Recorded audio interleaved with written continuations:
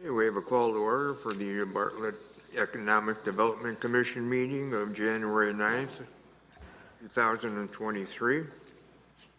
May we have a roll call, Tony?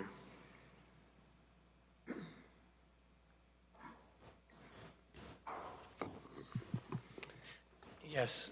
Jerry Cabasco. Here. Kirsten Erickson. Here. Robert Perry. Here. Tracy Smadilla. Here. Nanette Gudenkoff. Here. Adam Lewinsky. Here. Michelle Hughes. Here. And Robert Gorski is absent. We do have our quorum.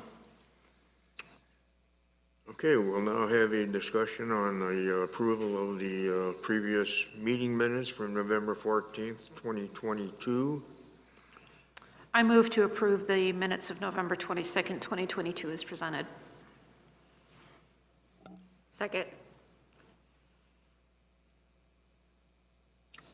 Was that a second? I second. Okay. I did. All in favor? Aye. Aye. Motion carries. Our next agenda item would be public comments. Would anybody in the audience care to step up to the podium and make a comment?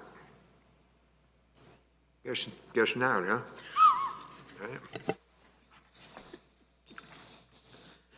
Okay, number 5, we have a BEDA application from the Taylor Street Pizza.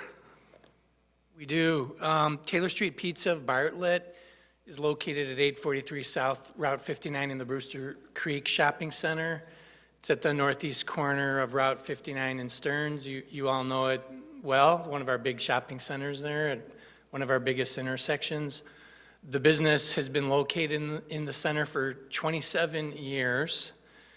Prior to that, Mr. Conchwala, who's the petitioner tonight and the current owner for the last 7, told me that there was a pizzeria even prior to that. I can only go off of what he said, or maybe somebody who's been in town longer than that. I think he said there was a place called LA Pizza there. So it's a long time pizzeria right there, roughly in the middle of one of our busiest shopping centers on our busiest corner. His BEDA application is for a new exterior LED sign. I know you've seen some of these sign applications over the past months. It's been gaining traction and getting some good press, and other businesses out there also want to update their signs. So it's to improve visibility, and as he put it in his application, to compete with national pizza brands. Also, I want to note, after mentioning the shopping center, we like to spread these BEDAs around town. Remember, it's eligible anywhere in town besides within a TIF district, because within a TIF district, we would negotiate a TIF incentive. So this is the first application from that shopping center. We do encourage applicants, as you've seen here over the years, we encourage people to engage with local contractors as much as they can. And the applicant, in this case, has gone to one of our local sign companies in Brewster Creek Business Park, Mark Your Space, getting an estimate at about $6,300, which I also just want to mention, sometimes these change from time to time.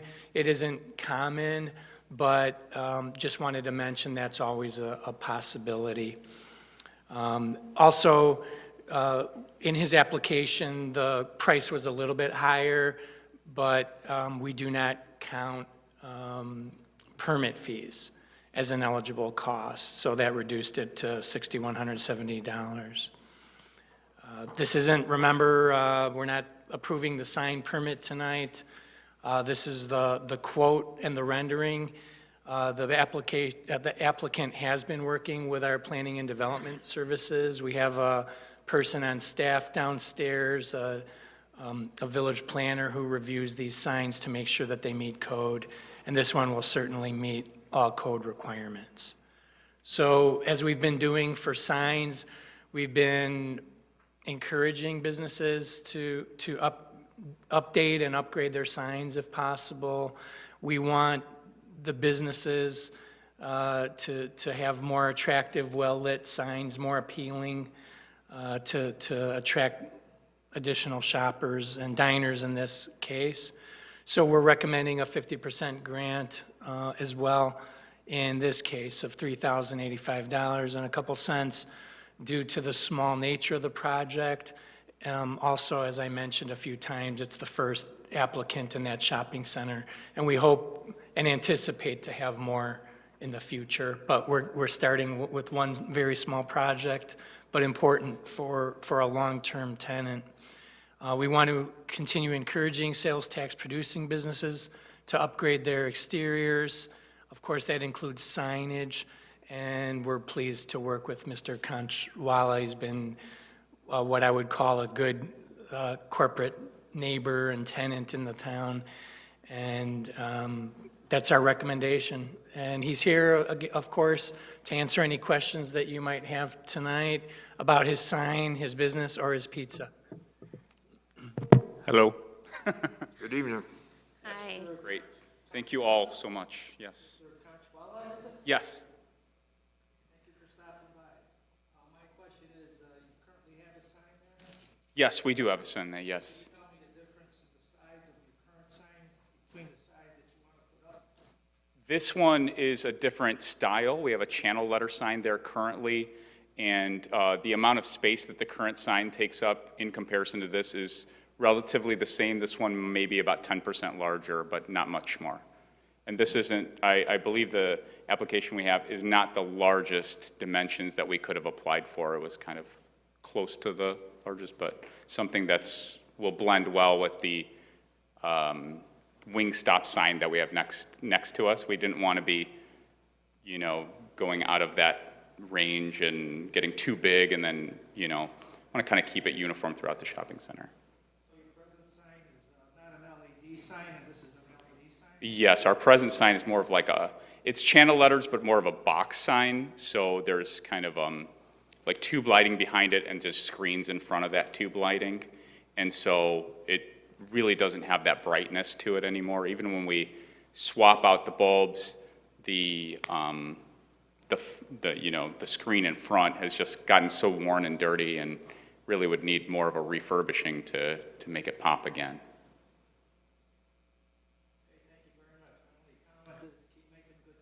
Okay, thank you. Well, I think it's important that our businesses have the opportunity to do a refresh so that they remain relevant and very current, particularly when we see some of our older shopping centers, you know, really needing to step up their exteriors a little bit to remain, one, highly visible, particularly at that intersection, and then not just being visible from the intersection, but certainly visible from the street as people are passing by. My question is Taylor Street a franchise? Taylor Street used to be a franchise. Okay. And it used to have, I think, about 28 locations at one time. Okay. And I think there's maybe 5 or 6 total remaining. I own one in Carpentersville as well.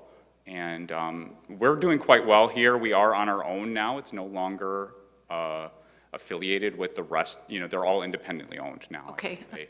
And So, yeah, I guess my only question was for that is, again, there's a variable in the design, and I think that's really, you know, very attractive. And I just wanted to make sure that, in fact, if you were a franchisee, that it was congruent with their franchise agreement. yeah, and so. prior to the sort of, I should say, kind of breakdown of the franchise model, this was the logo that they had sent to us in 2015 or 2014 or something. And so it never changed after that because the brand sort of disintegrated as not as a business, but just that portion of it kind of ended, you know. And this particular design is not trademarked where you wouldn't have an issue with the franchisor as they exist today? None whatsoever. We have this signage on the, I don't know what you would call those, but the marquees that are on the street. We have this current logo and signage there already and have had so for about 5 years. Great, thank you. You're welcome.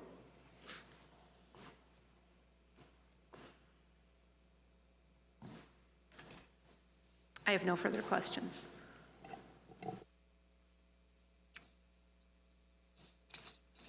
I guess my question would be more along the lines of what we did last sign that came up through the BEDA application, I think, was for the bakery, and I think we kind of got hung up on, are we giving the amount, or are we giving 50% of whatever the completed project is? And I can't remember what we decided and what we're doing here.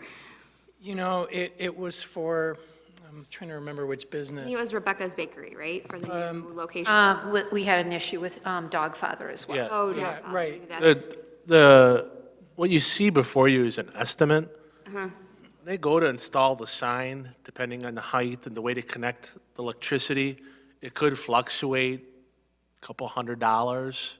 So what we anticipate is the 50%.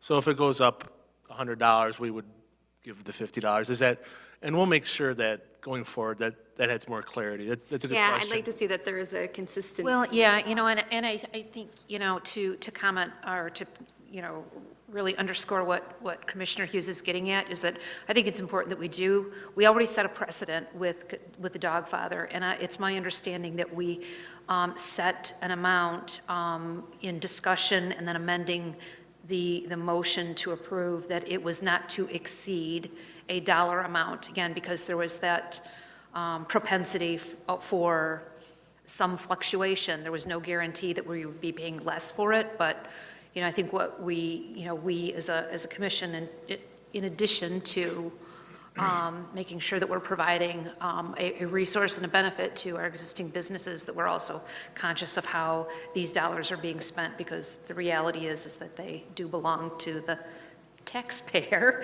And I just want to make sure that we are not tripping over ourselves by providing for something that might be out of precedent that was set earlier last year. Yeah, you raise a really good point. And we make sure what we do is when it goes on to the village board too, we'll make a notation in the memo if that changes between now and then. Yeah, I just kind of have issue with us saying that it can't exceed a certain dollar amount, because unfortunately, if you were to order the sign today, and given the supply chain and how things go with installation dates and everything, we could say, okay, it can't go more than $200 more than this, but by the time he actually gets his sign and is on the list to have it installed, it could be $500 more. So I think that that's on village staff to ensure that we're doing no more than 50%, not including the permit fees. I don't think that it's in us for the motion, because unfortunately, that's just the way that the supply chain is working right now. And especially getting in with your electrician or getting in with anyone who's going to install it. These costs are very real and could escalate very quickly in a matter of 2 or 3 months. I can't argue with that. Then I think then perhaps the request then comes close, as we get closer to installation, because again, if this is going to go back and forth, I mean, what's the threshold then? Is it $500? Is it $1,000? Is it A percentage, yeah. right? It's I'm grateful that you're using our Bartlett company, Mark Your Space. It's a great company. I think Mike Sobel is just a terrific businessman here, and I think that he's probably coming in. I mean, again, my homeowners association is working with him on monument signs, so I think his prices are fair, and I think he's spot on. But I still have to stick to the issue of a precedent that we've already set, particularly when we can't make a determination as to what any any underbid would be, or what the final expenses would be, May I, until we set precedent, or until we set a policy. may I make a comment to this subject? Please. I did have a quote from Mike for about almost $6,800, maybe $6,735, and I just let him know, I'd really like to work with you guys and work locally, and what is the absolute best price you could give, and then that we were given like a $400 discount on it. So I think as long as the applicants are, making their best efforts to save the taxpayer money and do the job with the right type of contractors, I think the wording is clear to me, I don't know if it'll go over by much or not. I mean, for him to lower $400 was probably then he's at the minimum of his margin, and if he does run into a supply chain thing, then he is going to come back probably with an adjustment. And I have no opposition to a cap. I mean, if you want to put a cap not to exceed a certain amount, personally, I have no opposition, but I know you guys have to be uniform in how you approach it for other applicants. Yeah, You know. thank you for those comments. But would it really matter if he came to us with a quote for 7,000, 8,000, if that's what the sign costs? We still would give him 50%? I agree. If it goes up, I mean, would it really matter? Would we say, oh, no, we wouldn't give it to you if it's 7,000? So what does it really matter? Well, We would have said yes, so, I mean, Yeah, and I think I that, don't know what things cost. I realize we gotta, keep it low for taxpayers, but it's not just about the taxpayers, it's about the precedent. It's about the precedent that we set on that too, because again, if we don't establish a policy on, overruns or, cost, Well, and cost that's overages. why I brought it up, because I want to make sure, I'm more concerned about making sure that we do whatever we did for somebody who came before and who comes after, right? So I agree, if it was 4,000, 5,000, I don't know that it would make a difference as far as what I would, recommend or approve, but I think it's more about making sure that we're setting a standard and following that standard. and I think that that's on village staff. I mean, obviously, we have paid staff for a reason. If he drags his feet and it's of his own becoming that this project goes up, then that's when we need to relook at it and say, hey, this time frame is expiring. I think that we've always said that it's 50% of signs regardless of the permit fees are excluded, that's thrown out of there. And to that point, whether this is a $7,000 sign, $8,000, $9,000, as long as the dimensions fit within the code and the staff is saying that this sign fits the size, that's where I sit. Well, I think when you're coming to the commissioners with an estimate for any improvement, and improvements that fit within, the BEDA program, I think we need to be at a stage where we're really close. I'm going to use techies as an example. I don't know where, they applied for their grant about a year ago, maybe it was over a year ago. Is their grant still open? It's no longer really open. They never moved forward with their sign. Well, so here's a good example. If never really open doesn't really mean that it's closed then, and there's no indication that they need to reapply. So if they came to us and said, hey, here's, our sign is now actually going to cost us $3,800, are we prepared to extend an additional At this grant point, we funding? might, if that was the case, we probably would want to bring it back and review it again. It has been actually quite a bit longer than a year for that one. But I think the one where the discussion about the size of the sign was for the comic book store, Geek Inc. It was, yeah. And, it came in right spot on. I think this, if this fluctuates, it's going to be like $100 or something like that, or $200. I think what Commissioner Hughes and Commissioner Smirnola are saying is we do need consistency. We absolutely do, and that's a fact. However, if his sign comes back, and let's say it's $200 or $300 more, if it's within the budget, if it's within code, and within the guidelines, staff does have the latitude to bring that to the village board, who does have the ultimate authority on the expenditure, if that makes sense. If we have that in policy, then, that would be a policy that we're not aware of, if that's what it is. Well, yeah, we'll clear that up going forward. That's a good point.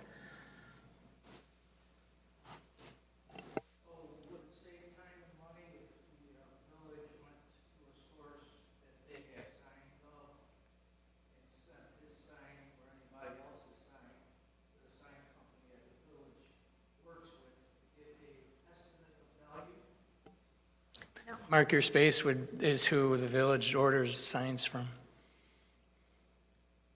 So yes, this quote is right. Having looked at about 20 sign applications, they're between 5,000 and 10,000 based on the size and the scope of the sign. If that's what you're asking, this is like right in line. Absolutely. Oh, and I'm sure that our petitioner, Mr. Conchwala, has, talked to several vendors as well and is looking for the very best value for his business. Right. I want to pipe in. It'll be a good, well-made, durable sign. It might not be the very cheapest sign you could get if you went to 100 places. Right. But, I think maybe spending 6,000 instead of 5 might get a couple extra years out of the sign. Yeah, no, I appreciate any business that's looking for value, particularly for their assets. Yeah, I think that what Commissioner Hughes and I was bringing up was really a matter of policy. Right. I mean, it has happened where quotes have changed in between the EDC and the board meetings, and we've made note of that. It happened with the Pasta Mia quote for the sliding windows.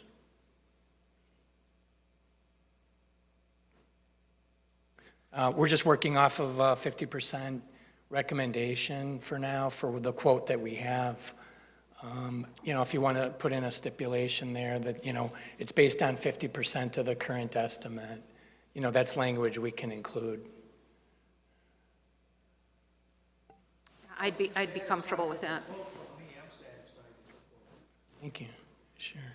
I am satisfied with the quote. I think we are as a staff.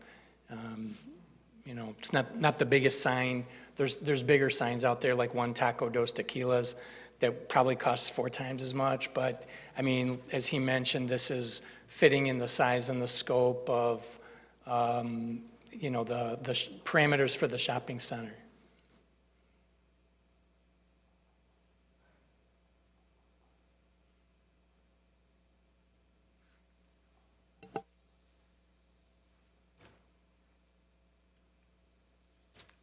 Well, it doesn't appear we have any more discussion, so we're looking for a motion to approve. I'll make the motion to approve. Okay. You want to take a roll call vote, Tony? Okay. Kirsten Erickson, In favor? Tracy Smedilla, Yes. Michelle Hughes, Yes. Jerry Cabasco, Yes. Robert Perry. Yes. Nanette Gutenkopf. Yes. And Mr. Lewinsky. Okay, Can I make one final comment before I of course. scurry off to the ovens again? I just want to thank you guys. I've worked with a lot of villages: Carpentersville, Glenview, Algonquin, Elgin, Libertyville. You guys are the best. And I wanted to say it after I got my approvals, because I know, you know, thank you. You're all doing, I mean, you guys are fabulous, and not every town is committed to private business and working with owners and understanding what fills these shopping centers. I mean, I live in Barrington, so I know I don't live in Bartlett, but, you know, we have some vacancy there, and you guys are affluent suburb as well, but our whole shopping center is full. And that's, you know, it's good ownership, and it's a partnership with the community, and so I want to thank you guys. Good staff. Thank you for your commitment to our community, too. So thank you. I knew it. Thank you. Thank you. Thank you. Okay, next agenda item, Cocoa Crawl recap. Tony, or somebody bring us up to date? Joey, or? Thank you. So, as you all know, the Cocoa Crawl was last month in December, and it was a great success once again. And this year we also reached out to all of our different participating businesses, as well as all the participating residents as well who participated in the Cocoa Crawl. And we just got a few different numbers from them. We had most businesses said that they had between 50 and 120 people visit their business, and some said, you know, upwards of 400 people, which would be the total amount of people who registered for the Cocoa Crawl. In terms of the picking everything up at the library, we had them rate things on a 5-star. We had the 4.9 rating is everybody gave it a 5-star other than one person who gave it a 4-star. So we're pretty happy with that. One of the interesting things we really wanted to track was people spending money in those businesses. And we saw that 75% said that they made a purchase, and we thought that was a good range of the amount of money people spent there in that last sentence. 10% spent over 100, 60% spent between 51 and 100, 28% spent 21 to 50.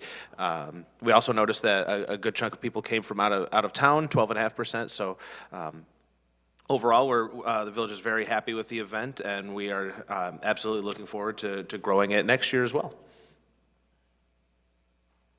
Yeah, especially for the second year, I think it went great. It was so funny. People were in such a frenzy so early to sign up, and they were in such a panic that, oh my gosh, if they couldn't, by some chance there was a glitch and they couldn't sign up, they were so worried about it. It was funny, actually. The library couldn't have been smoother as far as the stations. We never had mad rushes. It just worked out. It worked out very well, especially for a second year. It went great. Well, I think the fact that you sold out in just the second year with double the capacity speaks really well to how well, not just how well it's received, but what I'm impressed with are the metrics that you were able to share with us this year. And I hope that those metrics are going to be shared with the entire business community. Yeah, that's definitely something next year when we're promoting the event, we want to share with everyone, hey, you know, most of the residents did say they spent money, and really share that when we're recruiting more businesses to sign up. Yeah, that's huge. Thank you.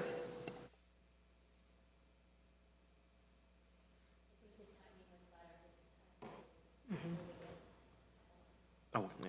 Yeah, it was a little bit closer to the holidays last year, so a lot of people's weekends fill up, and, yeah. Yeah. What was the weather like that day? It was kind of a little warm, but it was also, a little gloomy, if you will, but, nothing that really should have, turned many people away. Yeah, I was gonna say that cocoa I weather. was wondering. Yeah, warm enough for people to be out walking around town, but cold enough for cocoa.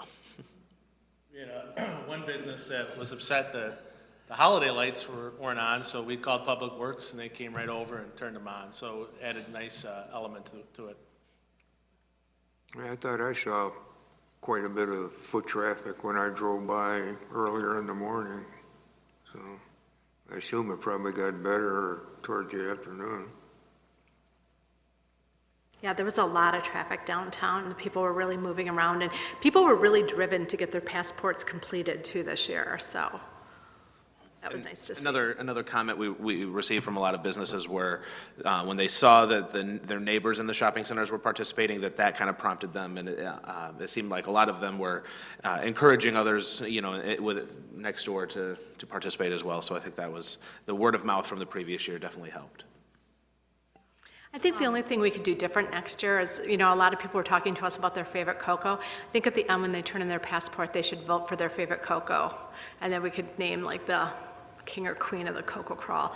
Because there was a lot about it, you know, because like even a group would come into the bank and we'd say, well, who's your favorite? And there'd be like 5 people there and they're all like picking different ones. And they were like kind of passionate about certain ones. And you were like, I wish I could leave now and go get one of those. That sounds good. I know our GIS staff has the ability to incorporate a voting system, so that's something we can absolutely add to next year and put the passport online and have them vote on that website, and we could put a QR code in the passport as well.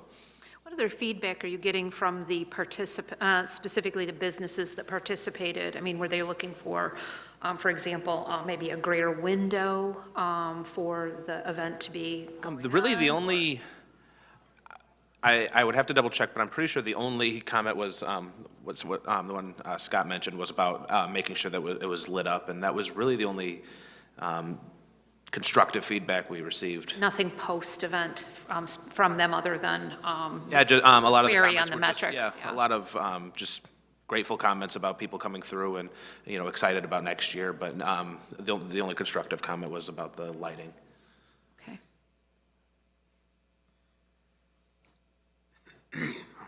And the other question I had is on advertising. Was there any other advertising done? I think I saw an ad in the Examiner, and then certainly on the website, the village website, and the village Facebook page. We emailed out a flyer to every participating business that they would have the ability to print out and put up in their businesses. I'm not sure exactly who all did print it out, but we did have that option out as well. Okay. I was just curious as to how we had that kind of reach to 12.5% of the participants coming from out of town, so. There was a nice video produced as well starring Mr. Skricky, who went through and detailed a lot of the holiday events, including the lighting and the cocoa crawl. And that got quite a lot of views and shares. So I want to throw that out there, that social media, I think, is one of the reasons that it reached some people out of town also.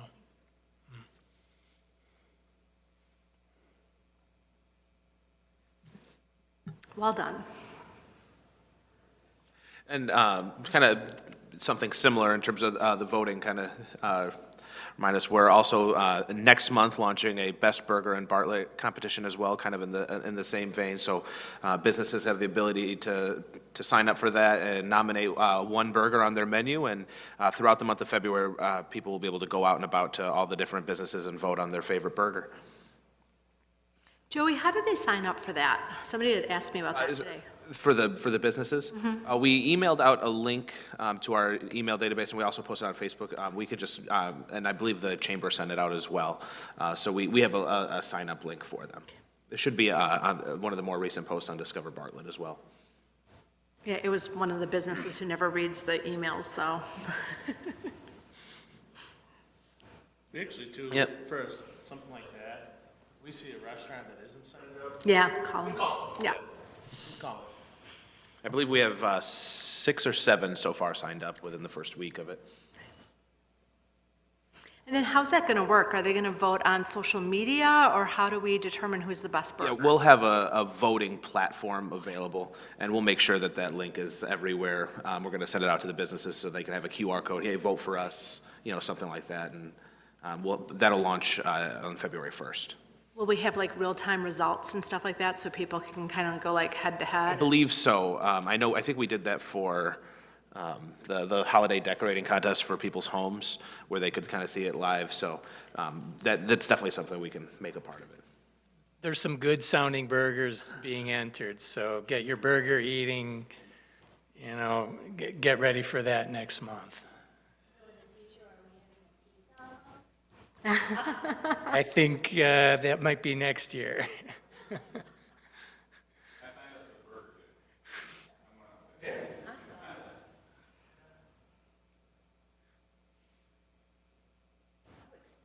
in a burger eating contest. That would be kind of disgusting, but fun. We could live cast it, and the EDC could be a participant. We'll go Facebook Live.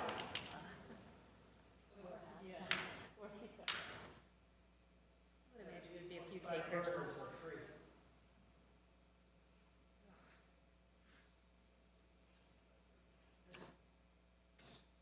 Okay, if we have no further discussions on the pub crawl, we can move on to new business. Yes, thank you. We've got got first? some interesting new business, like I always say this, it seems like every month, they're in all different stages. We have some that we're just meeting with this week that will be showing up here 6 months or a year from now. But in terms of new business right now, forgive me if you already know all these already, but Atlas Chicken up in the upper left-hand corner, that's a real nice restaurant. It has a cocktail bar, one location called Atlas Chicken Shack, located in downtown Geneva. And that's one we've been trying to get in town for a while, including different spots in our downtown. And we finally landed them in the shopping center Galleria of Bartlett. This one just happens to be, it'll be called Atlas Chicken. They're dropping the shack out of their name, because it's going to be roughly next to Beef Shack. And anyway, that's a nice, Scott and I visited them like over a year ago in downtown Geneva and tried some of their food, which was excellent.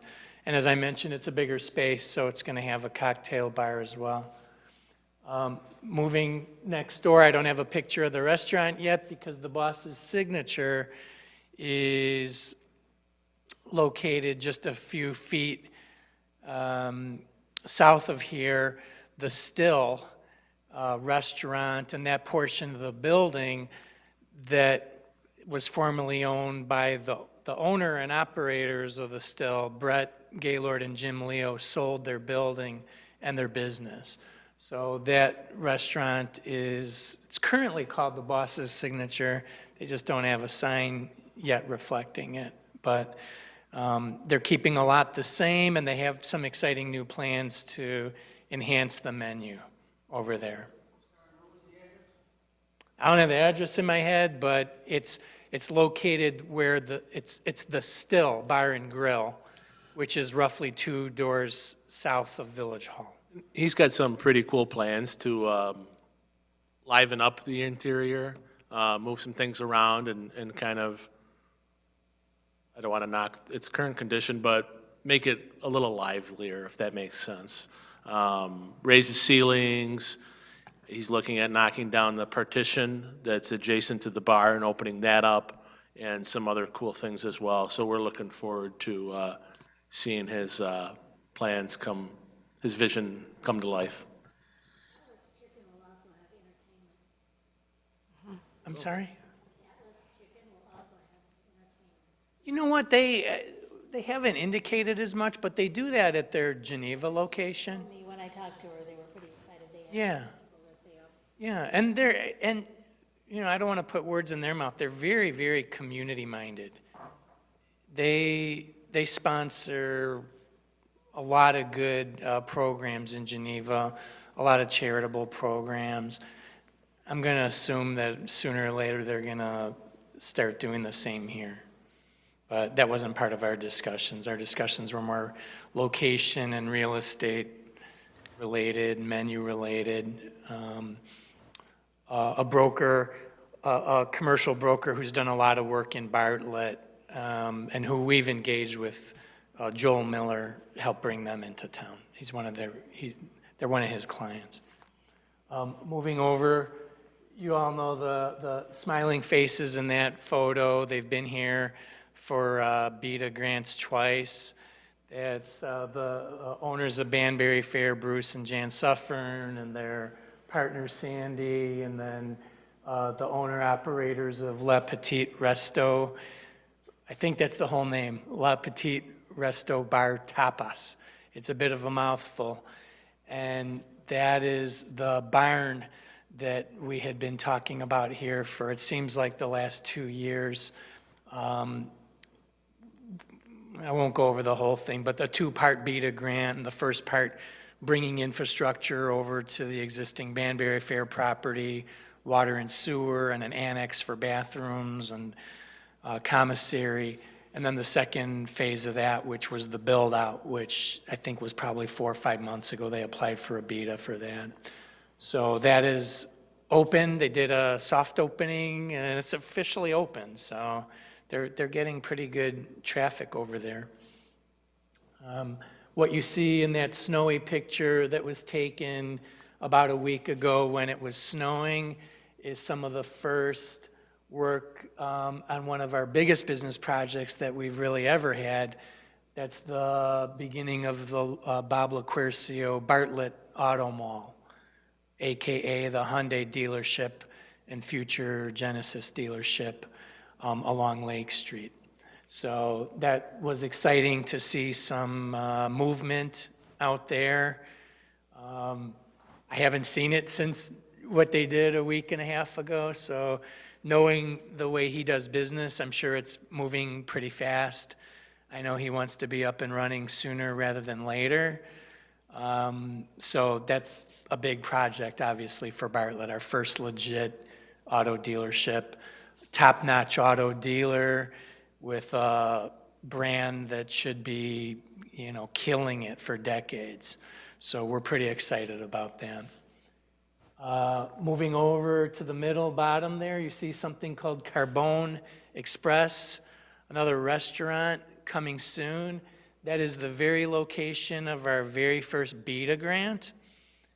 I will tell you the reason you didn't see another BEDA grant there was because the first one the EDC in the village did was for Indian Express, where that owner took a former office space and put in all the guts for a restaurant. For those of you who remember that one, put in the hood and the duct work and the electric and the fire suppression and the plumbing and everything. The village did a BEDA grant for it, so it can always be a restaurant space. That first applicant, a young man, AJ Tantuaya, he sold it. It's going to be a Colombian restaurant. So there's going to be empanadas sold and consumed right here in Bartlett, just about a half mile west of here. He's got some more work to do. It's been a long project. It's been going for months, but it's getting very close. And then since we have so many food-related businesses, and we're always doing BEDA grants for restaurants, and we've got chicken and Boss's Signature and Tapas, we have a new fitness place in town, 180 Red Fit, and that's located in the Bartlett Square Shopping Plaza, which is home to, say, Piatanza's is in there, Army Trail Animal Hospital. It's a real cool business. Joey and I visited last Friday afternoon to shoot a video. So if you go on Discover Bartlett within a few days, you'll see. We could describe it at length, but it's a new fitness concept, and it's one of the ones that monitors your vitals at all times, and it's always a lot of equipment, a lot of music. They change the lighting all the time. It's a really cool business. So we got a lot of little businesses opening up. We got some big ones on the horizon and more to come. On Rev 80, everyone is invited. They have a ribbon cutting on February 7th at 11:30. Excellent.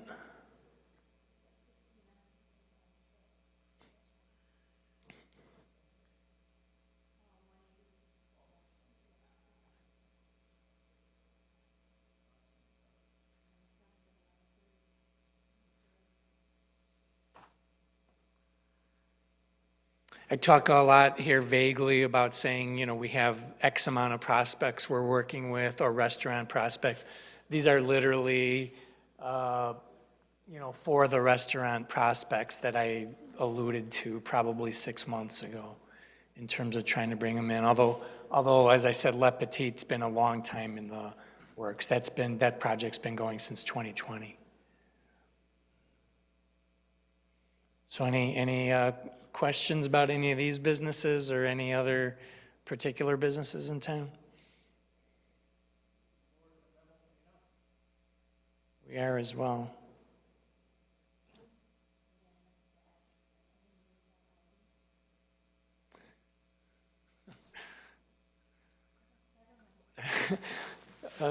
Project in the works. It's something we've been...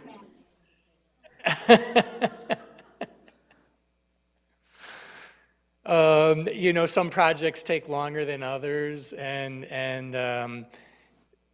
let's suffice it to say, whenever the village is trying to entice a big business, a lucrative business, something that the residents and the appointed and elected officials want, we do whatever it is that is within our power to bring them here, whether it's a $3,000 grant for a sign or a $7 million sales tax rebate for an auto dealership. We're going to use whatever tools, economic development tools we have in our toolbox. If we can't bring it in, then nobody could. Yeah. Thank you.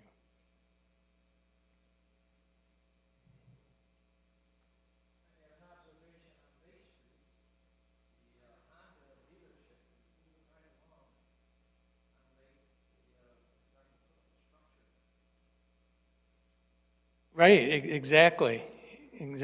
We're excited about that one. It should be open, hopefully, I don't know when it'll be open. We'll probably talk about it every month till it's open. But they have their own projections they're trying to meet too. They have a lot of expenses right now, so they want to start selling vehicles as soon as humanly possible. I might buy a Hyundai too when it opens there. And if you notice, the brewery actually is starting to look like a brewery, and they're, I didn't even mention more brewing. How and they've could I been, leave more out of that? well, we've talked about it a few times. But they're all inside, and they've got everything lined up, and I know there was some pockets of time where there was inactivity, but I'm here pretty much every weekend, and they've been working on Saturdays, and they're going to town. So their brewing equipment comes in next week. Their HVAC comes in the following week. So they're humming quite along, and we can't wait to have you all there for a soda or a pint. Yeah, they're saying March, so we'll see. Could be April or May, but definitely this spring, for sure.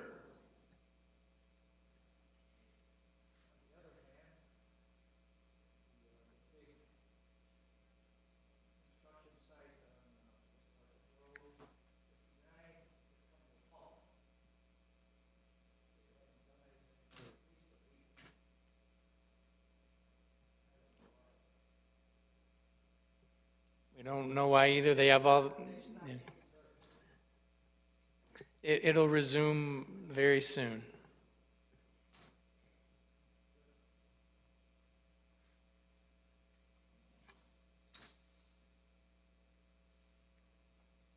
Okay, final agenda item would be adjournment. Do we have a motion to adjourn? So moved? All in favor? Me? Thank you.